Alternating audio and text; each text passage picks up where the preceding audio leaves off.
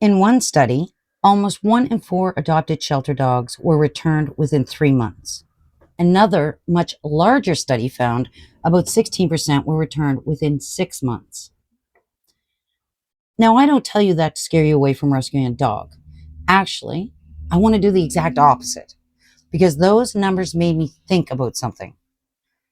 Things we've learned through adopting and fostering dogs ourselves. Sometimes the difference between a good match and a very difficult one can start with something so incredibly simple: asking better questions. Most of us start by researching the dog. How old are they? What breed are they? And are they good with other dogs? Children, cats, are they host trained? And of course, these things matter. But something I've learned is that you should also research the organization you're planning to adopt from. Not because you're expecting to find something wrong. Not because rescue organizations should be treated with suspicion. Absolutely not. But because you're about to trust somebody and the information they provide you with may influence the next 10 to 15 years of your life and of the dogs that you're about to adopt. How long has the organization been operating? Where do their dogs come from? There are questions I didn't even know we should have asked. Questions about the rescue itself, what their expectations are. Detailed records on the health of the dog. Behavioral issues that we might want to be aware of. And about what they actually have seen themselves, not just information provided by who may have surrendered them or where they may have gotten the rescue dog from. And unfortunately, what happens if things don't go to plan? What if it's not a good match or you need help? So today, I'm going to share those questions with you, the ones that I wish I would have been asking. And I've created a printable PDF that you can download and use for your own reference. So if you're looking at rescuing a dog, you can be as best prepared as possible and ask the questions that I wish we would have asked. So let's use 2 different examples. A dog that has been kept in a shelter around other dogs in an unfamiliar environment that they may not be comfortable in, versus a dog that has been with a foster family for several weeks, maybe even 3 or 4. The foster family is probably going to know a lot more about the dog you're looking to adopt than would those who work in the shelter. They're both given love and attention and affection, but you may be able to get more information if the dog has been fostered. Stuff like, does the dog sleep in a kennel? Does it prefer to sleep at the bottom of your bed? You would probably want to know that. Are they good with company if they pop over? Or do they show any food aggression? There are so many questions, and only those that have experience with the dog you're looking to adopt will be able to answer them.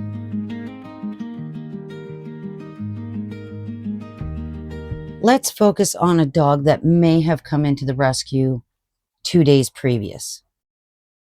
That doesn't mean there's anything wrong with the second dog or this dog. It just means there's more that nobody knows. And personally, I think one of the most reassuring things that somebody can say to me is, we just don't know yet. Because that's an honest answer. It is well within your right to ask specific questions. Have you seen resource guarding? Have you picked up on any separation anxiety or maybe fearfulness? Have they displayed any destructive behavior? Or how are they when you walk them on a leash? How do they react when they're left alone or in a kennel, perhaps? Don't just ask, what is this dog like? Ask, what have you actually seen and experienced? Now, here's where those return statistics become important. In one study of returned dogs, behavior-related issues were the most common reason for the return. Another study found adopters who returned their dogs tended to have higher expectations of how the dog would behave. They weren't expecting the dog to be fearful or destructive or uncomfortable around children. Perhaps they barked a lot. Expectations matter, and I think it's worth talking about because loving dogs doesn't automatically prepare us for every dog. A rescue dog may not walk into your home and immediately understand your routine. They may be scared, they may have accidents, they may chew something, they may bark, they may not know how to walk on a leash. And sometimes the behavior you see in the first few days isn't the dog you're going to have in a few months. So, one question I would ask is, what should we realistically expect during the adjustment period? Not the perfect version, the realistic one.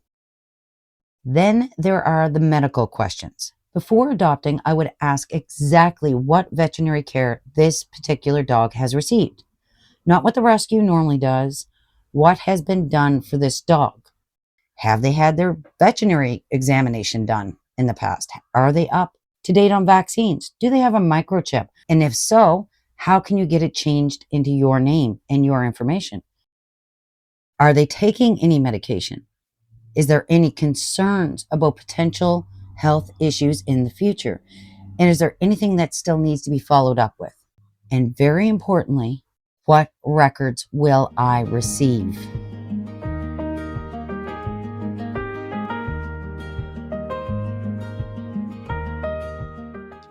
The best time to understand the answers isn't when you're upset and desperately looking for help. It's before you even adopt. Now, asking that question doesn't mean that you're planning on giving the dog back at all. And it doesn't mean that you're not committed. But unfortunately, as we all know, life can throw us curveballs. And if you need help, you should be allowed to ask. What if there's a behavioral issue and you're just seeking help? Is there someone you can reach out to? What if you just feel completely overwhelmed and maybe your current fur baby and the rescue aren't getting along? Do they have advice or suggestions? Is there a process?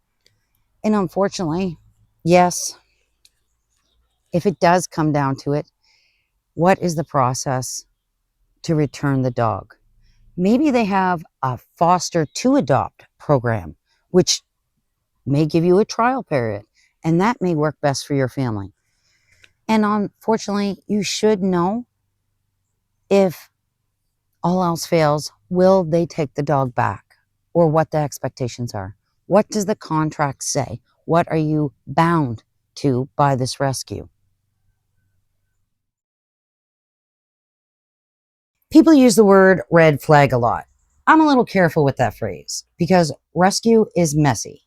Many rescues are run by people working incredibly long hours. Some depend almost entirely on volunteers. Someone taking a day to return your email doesn't automatically mean something is wrong. A dog's history being incomplete doesn't necessarily mean something is being hidden. Sometimes nobody knows, and that is just the facts.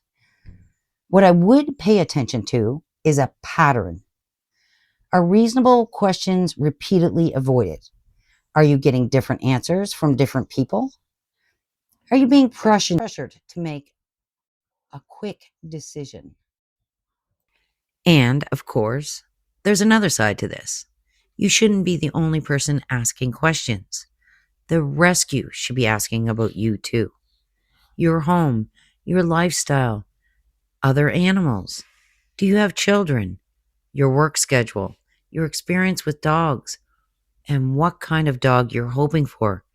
Because ultimately, this shouldn't be about getting dogs adopted.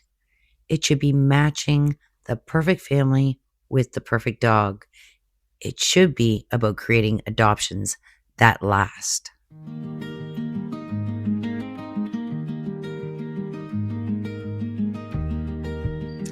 Now, if I could go back to the beginning of our rescue journey, I would not tell myself not to do it. Actually, the exact opposite, because it's been fantastic. However, the one piece of advice I definitely would tell myself is, Amanda, slow down. Ask another question. Read the paperwork. Don't leave with the dog prior to having the paperwork in your hand. And definitely don't feel embarrassed because you don't know something. And don't confuse falling in love with a dog with having all the information you need. We've learned a lot through rescue and fostering. Some of it has been wonderful, and some of it has been difficult. And some lessons we definitely learned the hard way. Okay, let's see if this works. Because he's having a heyday in my granddaughter's playroom under our step. Oh dear. Oh dear, Moosey Goosey. But none of that has made me believe in rescue less. If anything, it's made me believe more strongly that good rescue deserves good preparation. I have actually put the questions from this video into a printable checklist. And I would really love it if you would help me make it even better. I don't have all the answers. This is just something I compiled and things I wish I had known. But if you have ever fostered or rescued a dog, what was the one question you wish you would have asked before bringing them home?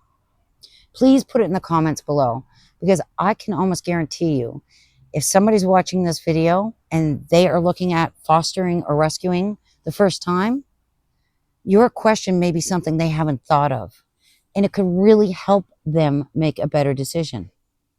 At the end of the day, we all love dogs. That's why we're here. That's what this whole YouTube channel is about. And Sunshine, what are you doing?